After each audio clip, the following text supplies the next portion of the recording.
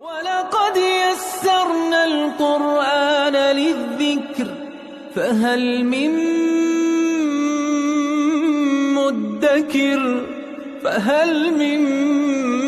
مُّدَّكِرٍ اعوذ باللہ من الشیطان الرجیم بسم اللہ الرحمن الرحیم الحمد للہ رب العالمین وصلی اللہ علی سیدنا و نبینا ابی القاسم المصطفى محمد وعلى آلہ الطیبین الطاہرین المعصومین اما بعد اعوذ باللہ من الشیطان الرجیم بسم اللہ الرحمن الرحیم وَإِذْ قَالَ رَبُّكَ لِلْمَلَائِكَةِ إِنِّي جَاعِلٌ فِي الْأَرْضِ خَلِيفَةً قَالُوا أَتَجْعَلُ فِيهَا مَنْ يُفْسِدُ فِيهَا وَيَسْفِكُ الدِّمَاءَ وَنَحْنُ نُسَبِّحُ بِحَمْدِكَ وَنُقَدِّسُ لَكَ قَالَ إِنِّي أَعْلَمُ مَا لَا تَعْلَمُونَ صدق اللہ العلی العظیم۔ سورہ بقرہ کی آیت نمبر 30 اور اس کے بعد کی آیات، اس میں پروردگار عالم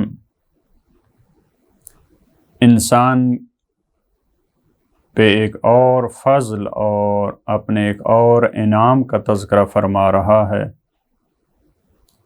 جس کا آغاز ابو البشر حضرت آدم علیہ السلام کی تخلیق اور ان کے مسجود ملائکہ،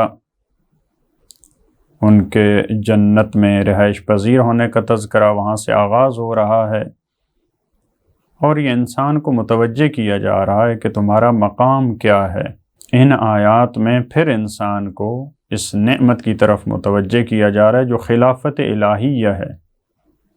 انسان کو یہ سمجھایا جا رہا ہے کہ تم کتنا اپنے آپ کو گرا رہے ہو، کتنا اپنے آپ کو پستی کی طرف لے کے جا رہے ہو، حالانکہ تمہیں زمین میں اللہ نے خلیفہ بنایا ہے، تمہیں اپنا جانشین بنایا ہے۔ تمہارا اتنا بڑا مرتبہ ہے کہ فرشتے جو ایک عظیم مخلوق ہے، جو معصوم مخلوق ہے، وہ تمہارے سامنے جھکی ہے۔ اس نے تمہاری فضیلت اور افضلیت کا اقرار کیا ہے۔ لہٰذا یہاں سے آغاز ہو رہا ہے حضرت آدم علیہ السلام کی داستان کا۔ فرمایا وَإِذْ قَالَ رَبُّكَ لِلْمَلَائِكَةِ، وَإِذْ جب کسی داستان اور جب کسی قصے کے شروع میں آتا ہے تو اس کا مطلب ہوتا ہے اور یاد کرو اس وقت کو۔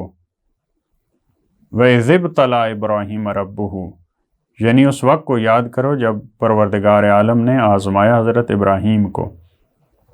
یہاں بھی اسی طرح وَإِذْ قَالَ رَبُّكَ لِلْمَلَائِكَةِ، یاد کرو اس وقت کو جب کہا تیرے پروردگار نے للملائکہ، ملائکہ فرشتوں کو کہتے ہیں، ملک کی جمع، ملک ملائکہ، جب فرشتوں سے کہا انی جاعل فی الارض خلیفہ، کہ میں بنانے والا ہوں، میں قرار دینے والا ہوں خلیفہ۔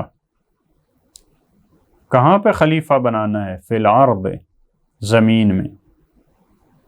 پروردگار عالم نے فرشتوں کے سامنے انسان کی خلافت کا مسئلہ رکھا کہ میں زمین میں خلیفہ بنانے والا ہوں۔ یہاں اسی آیت کے حصے میں ایک بہت بڑا پیغام ہے کہ خلیفہ بنانا، زمین میں جانشین بنانا، یہ پروردگار عالم کا کام ہے، انسان کا کام نہیں ہے خلیفہ بنانا۔ یہ اور بھی مختلف آیات میں اور یہاں حضرت آدم کی خلقت سے ہی اس بات کا اعلان کیا انی جاعل فی الارض خلیفہ، میں بنانے والا ہوں خلیفہ زمین میں۔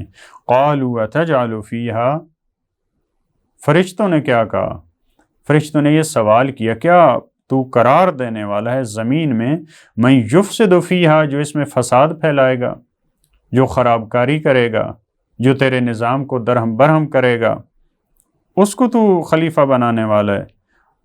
وَيَسْفِكُ الدِّمَاءَ، جو خون بہائے گا۔ فرشتوں کو کہاں سے پتہ چلا کہ یہ انسان جو پروردگار جس کو خلیفہ بنانے والا ہے، یہ خون ریزی کرے گا، یہ فساد پھیلائے گا؟ تو یہاں پہ اس بات کی طرف توجہ ضروری ہے، جو بعض روایات میں بھی اس کی تصدیق ملتی ہے اس نظریہ کی، کہ حضرت آدم کی خلقت سے پہلے کئی آدم گزر چکے تھے، جس آدم کا قرآن کریم میں تذکرہ ہے، اس آدم سے پہلے بھی کئی آدم گزر چکے تھے، لہذا فرشتے ان کے حالات سے باخبر تھے، ان کو معلوم تھا کہ یہ انسان کیا کرنے والا ہے۔ وَنَحْنُ نُسَبِّحُ بِحَمْدِكَ وَنُقَدِّسُ لَكَ، پروردگارہ فرشتوں کے اپنے ذہن کے مطابق، ان کی اپنی سوچ کے مطابق کہا کہ پروردگارہ ہم تیری حمد کے ساتھ تیری تسبیح بجا لانے والے ہیں، تیری عبادت کرنے والے ہم ہیں۔ وَنُقَدِّسُ لَكَ، تیری تقدیس تجھے ہر قسم کے عیب اور نقص سے ہم منزہ کرنے والے ہیں، اور ہم دنیا کے جتنے انتظامات ہیں ان کو چلانے والے ہم ہیں۔ بعض نے نقدس لک تقدیس کا یہ مطلب کیا کہ دور دراز تک جا کر ایک بڑی جدوجہد کے ساتھ دنیا کے نظام کو چلانا، اس کو تقدیس کہا جاتا ہے۔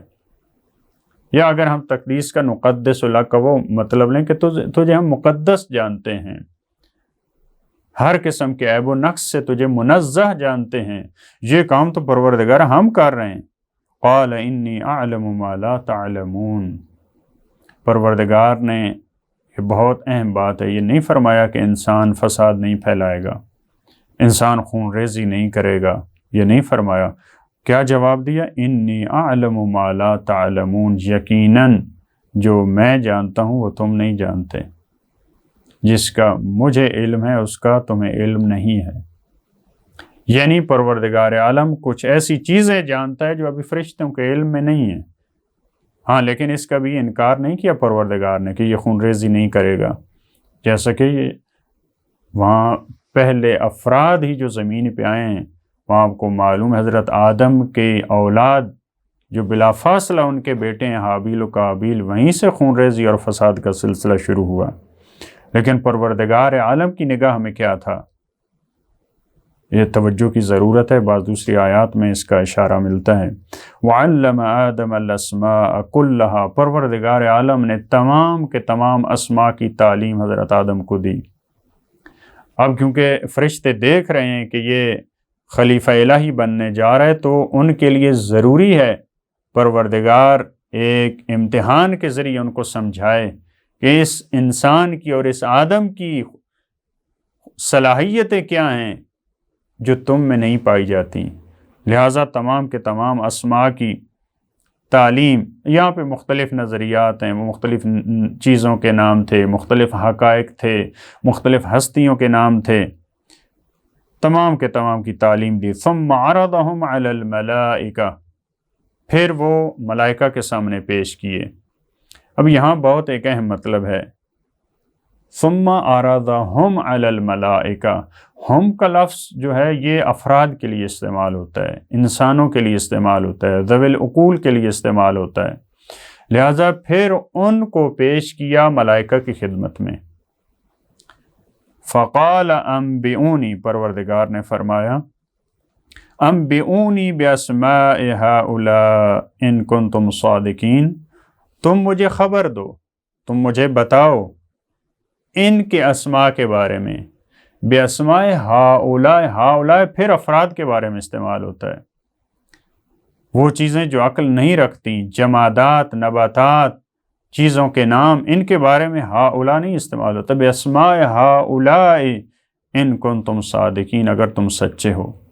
یہاں سے بعض علماء نے ایک دقیق اور ظریف نقطے کی طرف اشارہ کیا کہ یہ کچھ ہستیوں کے نام تھے، کچھ ذوات کے نام تھے، ان کی خصوصیات تھیں، ان کے بارے میں کچھ ایسے حقائق تھے، اور شاید یہی پروردگار عالم کے مد نظر چیز تھی جو ان کو فرشتوں کو مخاطب کر کے فرمایا تھا کہ جو میں جانتا ہوں وہ تم نہیں جانتے۔ جب یہ پروردگار نے فرمایا تو جواب کیا تھا فرشتوں کا؟ قالوا سبحانک، انہوں نے عرض کیا تو پاک اور منزہ ہے، لا علم لنا الا ما علمتنا، ہمارے پاس علم نہیں ہے مگر وہی جو تو نے ہمیں سکھایا ہے، ہمارا علم کم ہے تیرے علم کے مقابلے میں، ہم ان چیزوں کو نہیں جانتے، ہمارے پاس یعنی ہماری معلومات بہت محدود ہیں، حالانکہ فرشتوں کے پاس اتنی معلومات ہیں، اتنا مدبرات امر ان کو کہا ہے، کائنات کا نظام، رزق و روزی کا انتظام، انسانوں کی روحوں کا قبض کرنا، یہ سارا نظام وہی مدبرات امر ہیں، لیکن پروردگار کے علم کے مقابل میں ان کا علم وہ ناچیز ہے۔ لا علم لنا الا ما علمتنا انک انت العلیم الحکیم، یقیناً پروردگارہ تو علم والا ہے اور تو حکمت والا ہے، یعنی تو علیم ہے، تیرے پاس ایسا علم ہے جو کسی کے پاس بھی نہیں ہے، اور جو تو کام کر رہا ہے یہ حکمت کے تحت ہے۔ علم اور حکمت جب یہ دونوں ملتی ہیں تو پھر انسان جیسا شاہکار خلافت الہی پانے والا وہ انسان وجود میں آتا ہے۔ لہٰذا اقرار کرتے ہوئے فرشتے کہتے ہیں تو علیم بھی ہے، علم میں بھی تیرا کوئی ثانی نہیں، اور حکمت اور دانائی میں جو کام بھی تو کرتا ہے وہ حکمت کے تحت ہوتا ہے۔ لہٰذا اس چیز کا ہمیں علم نہیں۔ اپنے عاجزی کا اور اپنی کم علمی کا اعتراف کیا فرشتوں نے۔ دعا ہے پروردگار عالم سے کہ خدا ہمیں بھی علم الہی کے مقابل میں، حکمت الہی کے مقابلے میں سر جھکانے کی توفیق عطا فرمائے۔ اللہم صل علی محمد و آل محمد۔